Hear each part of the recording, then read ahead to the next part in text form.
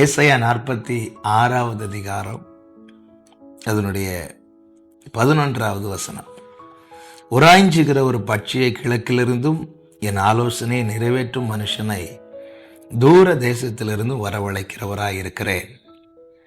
அதை சொன்னேன், அதை நிறைவேற்றுவேன், அதை திட்டம் பண்ணினேன், அதை செய்து முடிப்பேன்.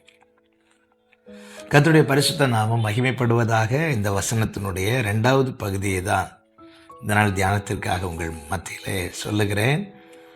அதை சொன்னேன், அதை நிறைவேற்றுவேன், அதை திட்டம் பண்ணினேன், அதை செய்து முடிப்பேன். தேவன் ஒரு காரியத்தை செய்வதற்கு முன்னமே அதை அவர் திட்டம் பண்ணுகிறார்.